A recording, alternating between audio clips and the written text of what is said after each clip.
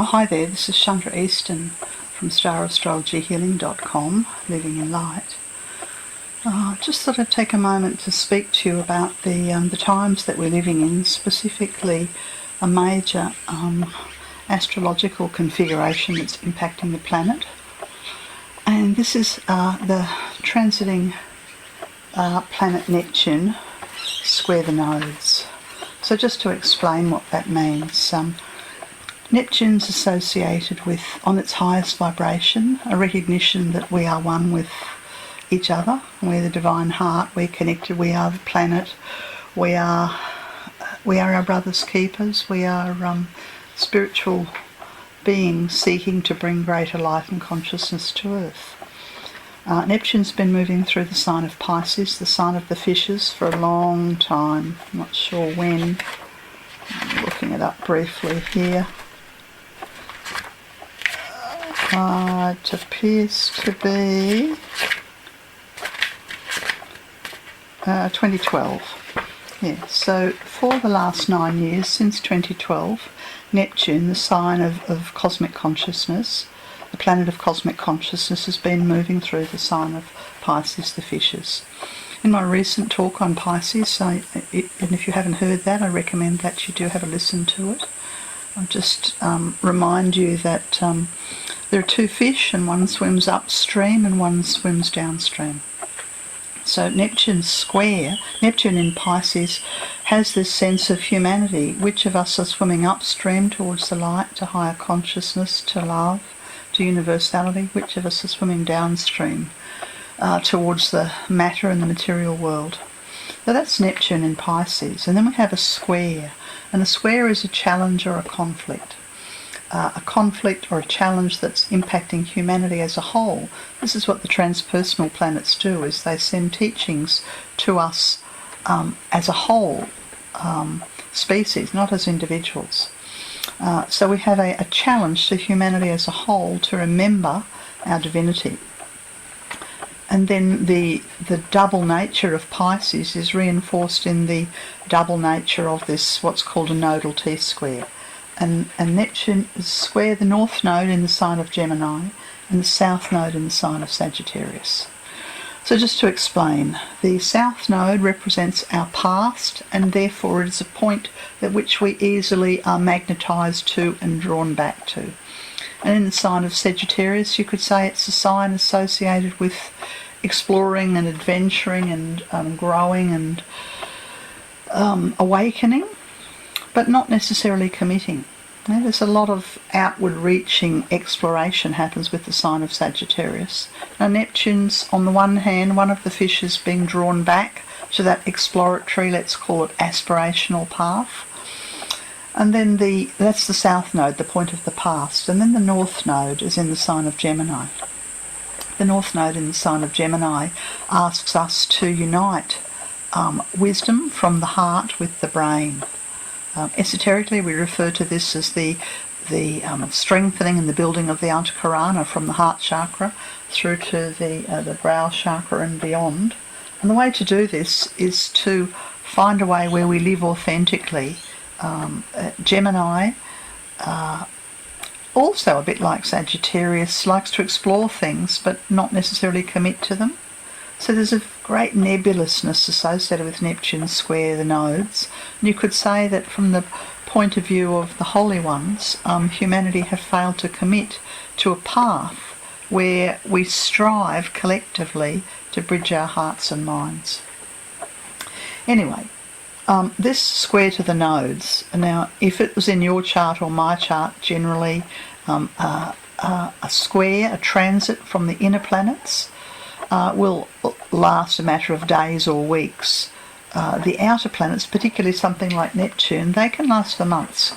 Now this Neptune square the nodes, which is let's call it a crossroads for humanity, where humanity are confused and are circling around the crossroads, trying to decide, do we need more time and space to continue experience being humans on this earth, or have we arrived at enough of a inner direction where our heart is the compass, where we recognise that we need to bridge the gap between what we think and what our hearts tell us.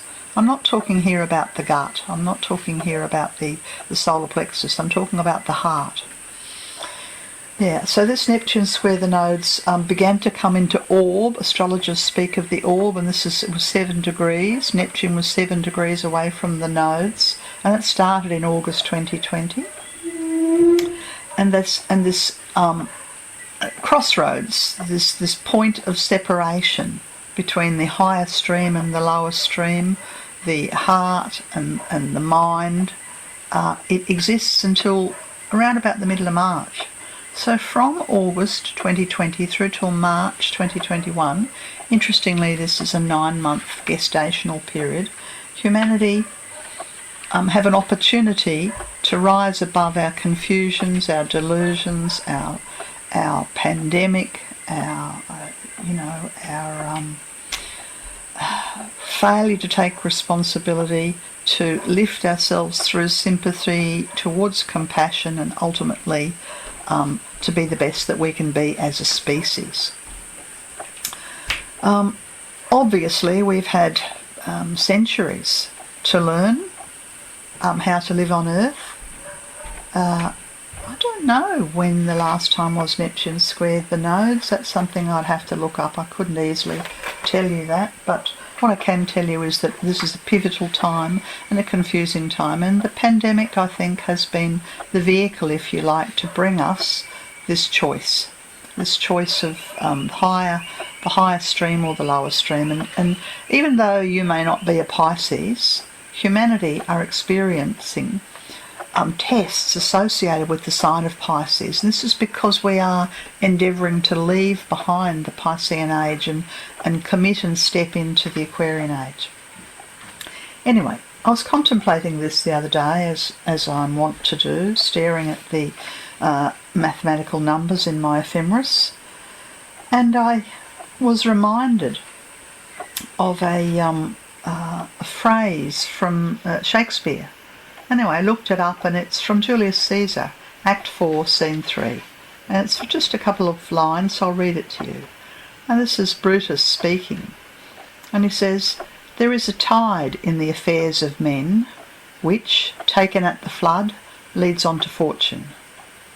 Omitted, all the voyage of their life is bound in shallows and in miseries. On such a full sea are we now afloat, and we must take the current when it serves, or lose our ventures." So I had a sense that this teaching from Shakespeare about the tide in the affairs of men coming to fruition, and if we don't take it, we will be floundering around in the shallows and misery. I had a very strong sense that this is a teaching for our times. We are endeavouring to move upon the stream of life which ebbs and flows.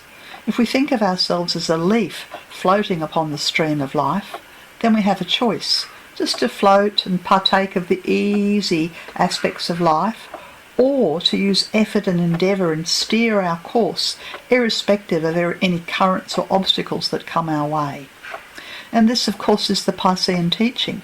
It takes effort to swim upstream, and I think here of the salmon who return to their place of birth, and they go upstream at great effort to spawn, to birth.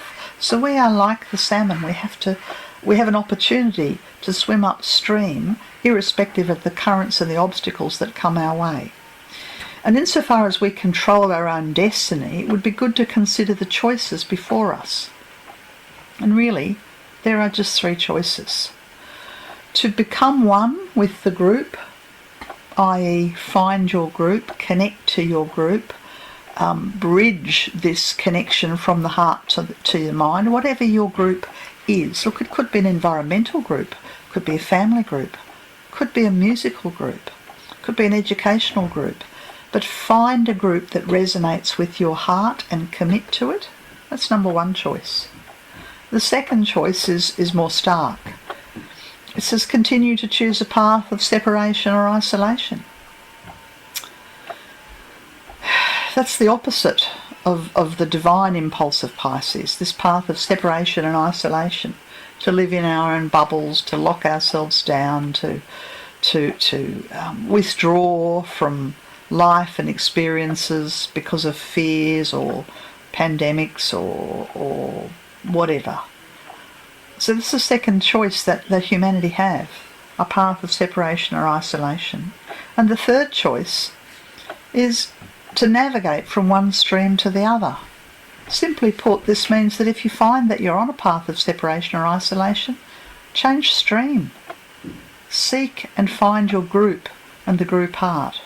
Seek and find the place where you resonate, where you feel that you can be your authentic self, you can be the best version of yourself.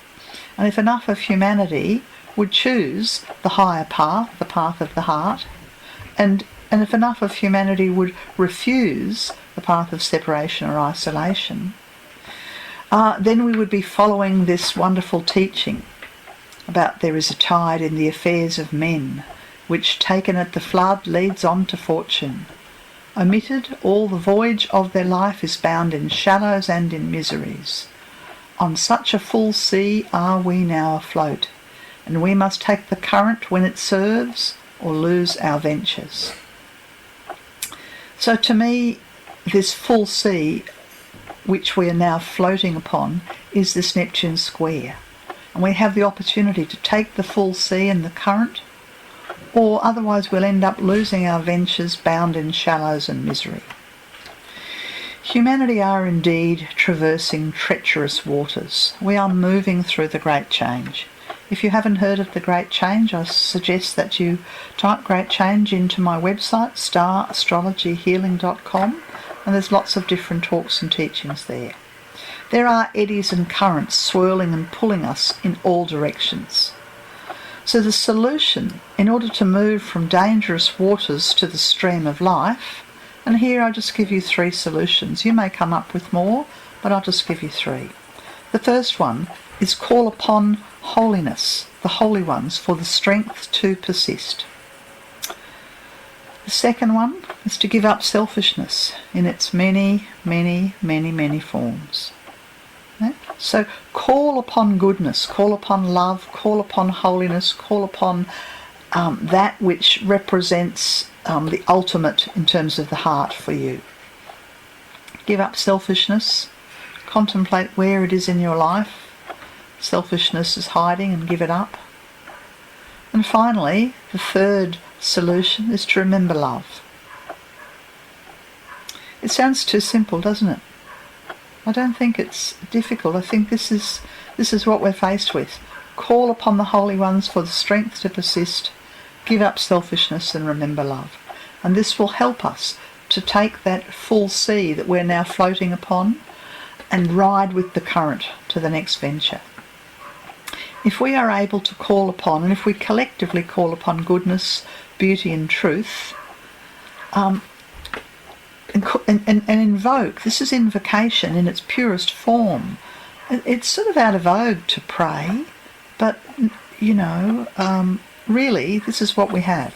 Pray to beauty, goodness and truth, and then all will be well. Okay, that's my little chat about Neptune square the nodes. I hope this gives you pause for thought. If you'd like to understand how Neptune or indeed any other planet is impacting your chart, feel free to talk to me. That's what I do. I work with people on an individual level to help them navigate their lives through esoteric astrology. This has been Chandra Easton from starastrologyhealing.com. Bye for now.